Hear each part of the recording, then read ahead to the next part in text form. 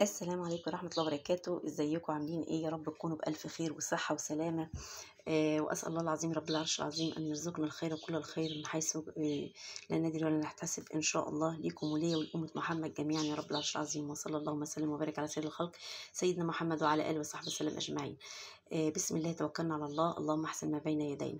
احنا هنا النهاردة إن شاء الله معانا 5 كيلو بصل، وكيلو طماطم، وحباية حبايتين فلفل حلو، اللي هما ألوان أحمر، وفلفل طبعا، كيلو فلفل أخضر.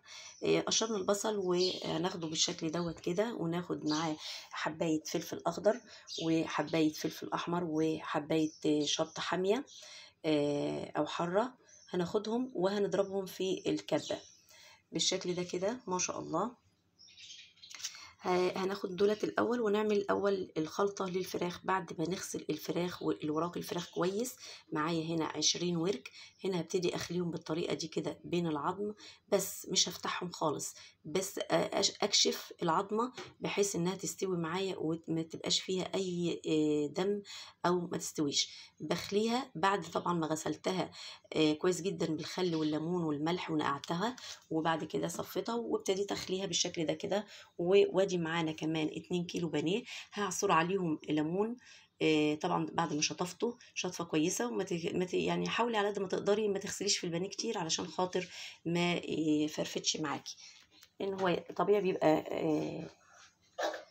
كويس بالشكل ده كده. بعصر الليمون عليه وهسيبه شويه، وبعد كده هبتدي انزل بيه في التتبيله. انا عملت التتبيله عباره عن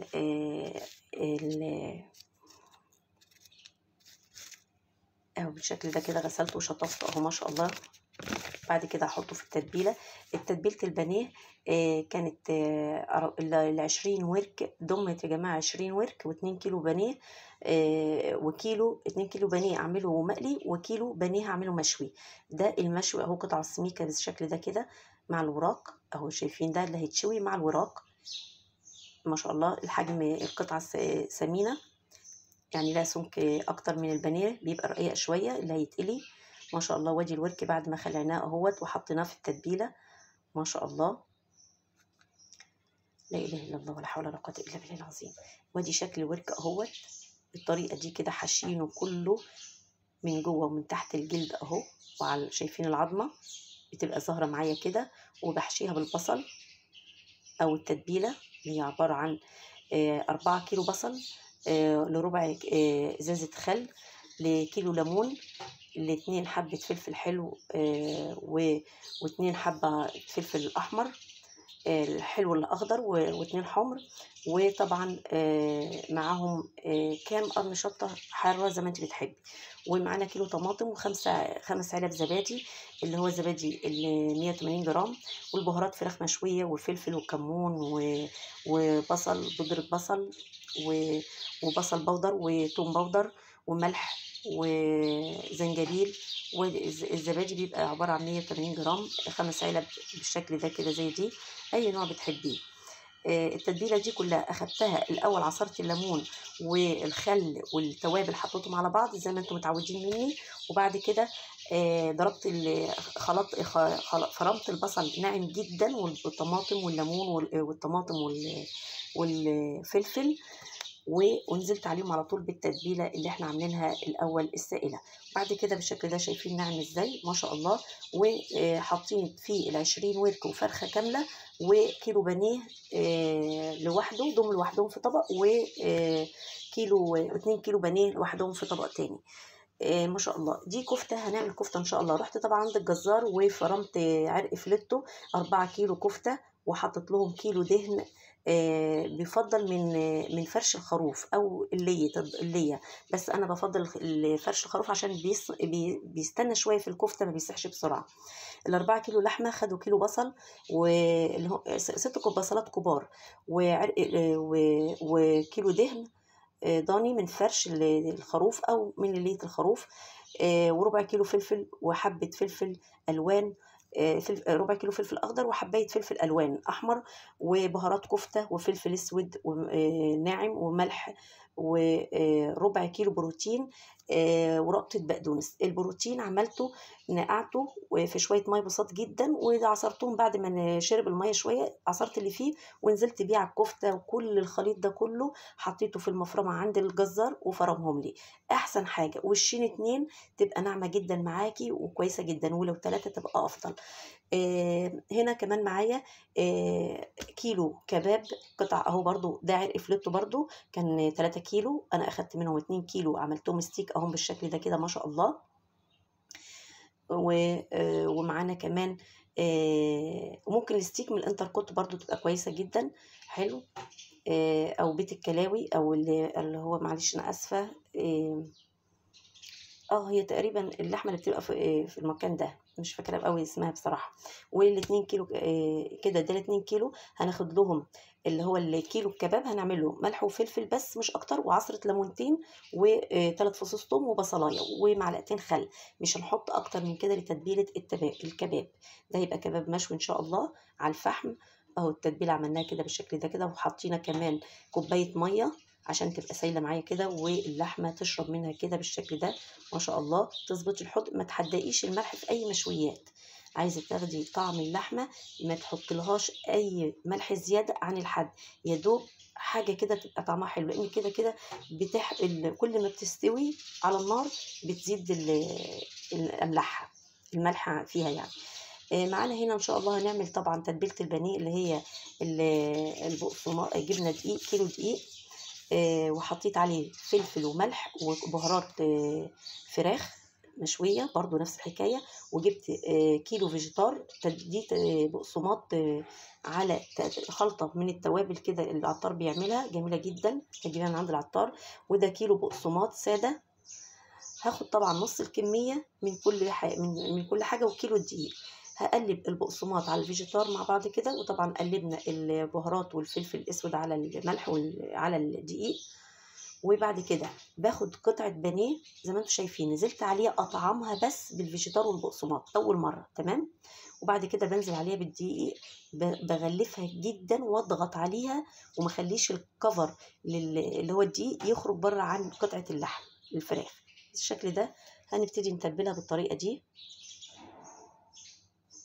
كل المعلومات دي يا جماعه مهمه جدا عشان تاخدي احسن بانيه ما يفكش منك ابدا. شايفين؟ وبطعمه الاول بالبقسماط والفيجيتار، بيدينا طعم اكتر من رائع، وكمان بيمسك لي الدقيق والخلطه والتتبيله كلها بتبقى في الدقيق وفي البقسماط، وكمان انا حاطاه في البانيه نفسه ما شاء الله. شايفين؟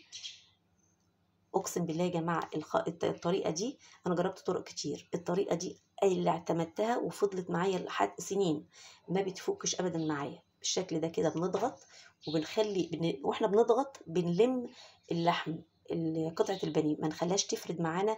اللي هتفرد مش قطعه اللحم، اللي هيفرد هو الدقيق والكفر اللي هو البقسماط والدقيق اللي هنغلف بيه البانيه. خلصت كده المقدار كله اهو ما شاء الله، ودي اخر قطعه معايا اهي. شايفين تغلفة ما شاء الله، شاربة من الدقيق كويس جدا، وما ان شاء الله مش هتفك ابدا معاكي. هنا معانا نص كيلو لبن، هنحط عليه 4 بيضات، ونحط بهارات فراخ وملح وفلفل. كل البهارات اللي انا استخدمتها في الفراخ هي اللي هحطها برضو في التتبيلة الدقيق والبقسماط، وبرضو في اللبن والبيض بالشكل ده كده. عملنا اهوت. انا حطيت تقريبا كيلو لبن، اسفه كيلو لبن على 4 بيضات، والملح والفلفل ظبطته، والبهارات الفراخ. هنا معانا برضو اهو بكمل دقيق. الدقيق طبعا مش هشيله، هحط عليه اللي فاضل مني من التتبيله شويه صغيرين دول، هحط عليه جزء من البقسماط وجزء من الفيجيتار، واكومهم في كوم كده، اخليه كوم في جنب الصينيه بحيث يبقى احط عليه البقسماطه بالشكل ده. شايفين ما شاء الله جميل جدا. الكفر ما بيفكش ابدا، زي ما انا بضغط كده وبلم اهو، صبعي بيلم اللي هو الكبير، بلم حوالين البقسماط واضغط كويس. ودايما ايد تحط في اللبن وايد تعمل البقسماط عشان خاطر ايدك ما تعجنش. لو عملتي استخدمتي ايد واحده الدقيق والبقسماط هيعجن معاكي.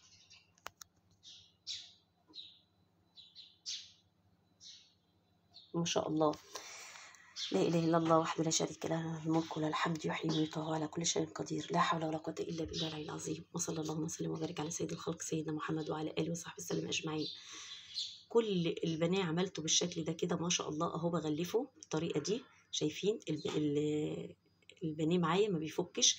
خلصت المقدار كله، هبتدي بقى ارصه على الصينيتين الاتنين. ادي اللي اتفضل معايا من الكيلو اللبن والاربع بيضات وكمان شويه البقسماط الصغيرين دولت. هبتدي افرده علشان ينشف معاكي ما تحتاجيش حتى انك تحطيه في التلاجة. انا كنت عامله ده في الشتاء بصراحه، بس الفيديو على ما منتجته اتاخرت عشان انزله. زي ما انتم شايفين كده الكفر معانا ما شاء الله. شايفين ده قبل ما يعني سبته شويه هدي، تقريبا نص ساعه او ساعه. لكن التتبيله هو قعد في التتبيله في التلاجة. انا عملت التتبيله من المغرب لغايه تاني يوم ما قليته الساعه 10 الصبح، يعني فوق ال8 ساعات وزياده بالشكل ده كده ما شاء الله. لو حابه تحطيه في التلاجة، لو في الصيف حطيه في التلاجة، لو في الشتاء انا سبته فرطته زي ما انتوا شايفين كده وحطيته على السفره بره في مش في المطبخ. وبعد كده لما جيت قليته خدت جزء وقليت منه ما شاء الله. ناشفه البانيه ناشفه جدا وكويسه جدا. هنبتدي ننزل في زيت غزير جدا، ويفضل انه يكون سخن مش حامي، معقول، علشان خاطر اول ما تنزل ما تحمرش معاكي. واول ما بيبتدي ياخد لون من تحت بالشكل ده بنقلب بالراحه جدا. بفضل اقلب فيه على الناحيتين الاتنين لاول ما ياخد لون الذهبي الجميل دوت ويستوي كمان معانا. الشوكه نغرزها تطلع معاكي تدخل في قطعه البانيه بسهوله. وهنطلعه بالشكل ده ونحطه على ورق زبده، وبعد كده بسيبه يبرد. ما شاء الله ادي الوراك 20 ورك طبعا بالالف هنا والشفا اللي اكلوه ما شاء الله. بنخلي شايفين فايده ان انا خليت بين العظم عشان على الفحم ما يكونش القطعه الورك فيها دم بين العظم. وبحطه اول حاجه على العظمه، بس طبعا بغلفها كلها بس انتوا شايفين كده ما شاء الله. ادي اول حاجه، رجعت تاني اعملها. وبنخلي الجلد في الناحيتين الاتنين بحيث يديني طعم الشوي في كل قطعه لحم في الورك. النار بتكون هاديه مش عاليه. لو عليتي النار هتاخدي الورك مش هيبقى مستوي وهيبقى واخد لون جامد قوي منه بره. انا هنا مهديه النار جدا. طبعا ده بفضل المروحه. تعالي توطي المروحه على اهدى حاجه بتاخد راحتها زي ما انتوا شايفين كده. وبقلب كل فتره. طبعا هنا اهوت حطيت انا طلعت على فكره جزء وحطيت ده تاني جزء اهوت تاني مره على الشوايه بالشكل ده كده. وادي معانا صدر الفرخه بنفرده بقى. صدر الفرخه عشان بيبقى كبير بنفرده. الفرخه دي كانت عباره عن 2 كيلو ونص والوراك كلها وزنها كبير. كل ما تكبري كل ما تاخدي لحم اكتر من العظم. شايفين فرده الصدر ازاي برضو فاتحاه من النص ومخلياه كده ومغلفه الجلد تحت والصدر اللي مفتوح فوق عشان العظمه برضو ما تبقاش فيها اي دم بالشكل ده كده. الشوايه هي شغاله ما شاء الله والدهن ابتدى ينزل على النار، دخان طالع ما شاء الله بيدي طعم جميل جدا للشوي. طبعا انا اول ما شغلت الفحم حطيت الفراخ لان الفراخ بتحب النار اعلى شويه من اللحم. ادي اول مره طلعتها وحطيتها في طبق استانلس كبير وبغطي كل ما اطلع مره بحطها لان ما شاء الله الكميه كانت كبيره. هنا الكفته انا اسفه جدا ما قدرتش اظهر لكم وانا بصبحها. نسيت خالص اصورها لان كنت يعني الوقت كان معايا خلاص ازف وكنت عايزه اخلص الاكل كله. هنا الكفته ما شاء الله ما بتفكش نهائي مع ندى الاكل الطيب. شايفين زي ما انتم شايفين كده نار هاديه وبراحتك خالص. والستيك معانا اخد لون واستوى ما شاء الله والكباب كمان. ودي الكفته اهي ما شاء الله قدمناها. غلفنا صينيه كبيره لان الكميه كبيره 4 كيلو. غلفنا صينيه وحطينا رصين عليها وحواليها الستيك كله ما شاء الله جميله جدا ما بتفكش نهائي. والطعم والله العظيم 3 قالوا لي ايدك تتلف في حرير.